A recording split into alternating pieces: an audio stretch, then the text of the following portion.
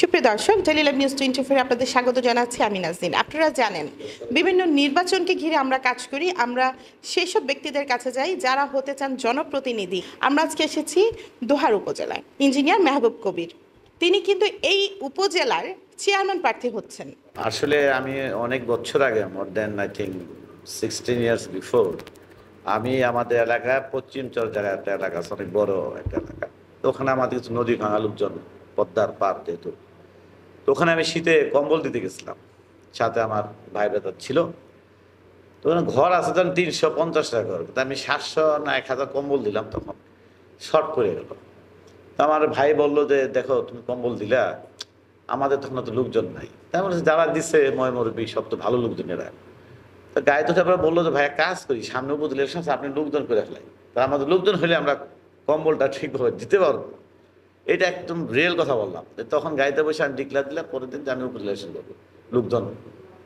আমি তো কোনো পলিটিক্যাল পার্সন না, ব্যক্তিগত হয়, বাট দান খাত করি, ঠিক আছে, আল্লাহ যেটা দিচ্ছে সমর্থন সে করি।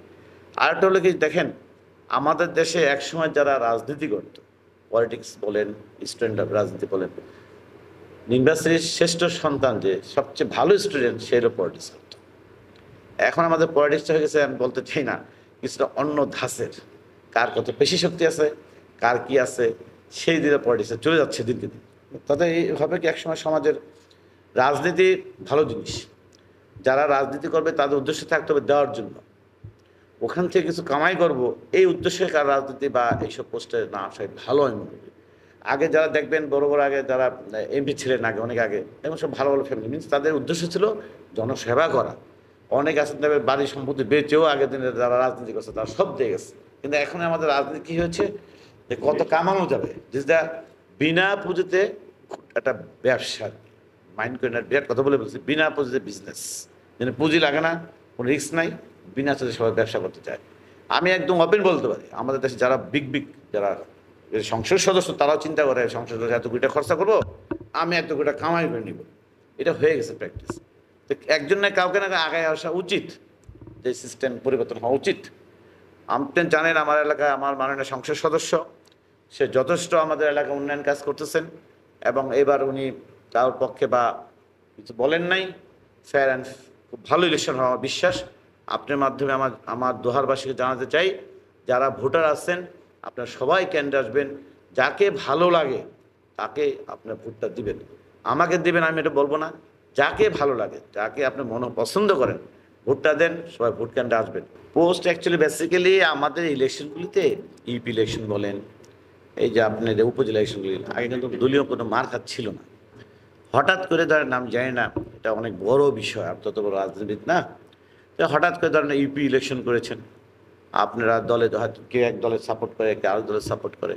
তো এক দলের ভিতরে দেখা গেছে, যেমন ধরেন যারা নৌকা পেয়েছেন, অনেকে সারা জীবন রাজনীতি করে, যারা কর্মী বলেন, তাদের একটা জীবন শেষ ইচ্ছা থাকে, হয়তো আমি একটা ইউপি ইলেকশন চেয়ারম্যান হব। সেখানে দেখা গেছে 5 জন ক্যান্ডিডেট হয়ে গেছে, তারা সবাই নৌকার পরিবার। তারপর কি হলো, 5 জনের মধ্যে 5 জন তো পাশ করবে না, একজন পাশ করবে।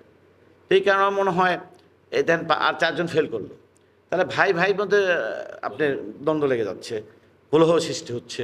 তাতে একটা আওয়ামী লীগ একটা বৃহৎ দল, এটা মানতে হবে, আমাদের অনেক ভাগাভাগি হয়ে যাচ্ছে। তো অনেক পরে হলো আমাদের মানে নেত্রী এটা চিন্তা করছেন, আমার মনে হয় যে এইবার সেই জন্য উপজেলা ইলেকশনের থেকে দলীয় প্রতীক উঠে দিচ্ছেন, এবং কঠিন ভাষায় আপনি জানেন প্রতিদিনই মাননীয় নেত্রী সবাইকে বলে দিচ্ছে, কোনো সংসদ সদস্য, কোনো মন্ত্রী, কেউ কোথাও কোনো ক্যান্ডিডেটও দিতে পারবে না, সাপোর্ট তো দূরের কথা, তার পরিবার থেকে কোনো ক্যান্ডিডেট দাঁড়াতে পারবে না। তা সর্বোপরি আমি চিন্তা করছি যে না, আমি যেহেতু জনসেবা করি, একটা প্ল্যাটফর্ম না থাকলে বৃহৎ আকারে জনসেবা করা মুশকিল। আমি উপজেলার চেয়ারম্যান হলে আমি মনে করি যে আমার খরচা আরও বেড়ে যাবে, এক সত্যি কথা যেটা, আমার খরচা বেড়ে যাবে।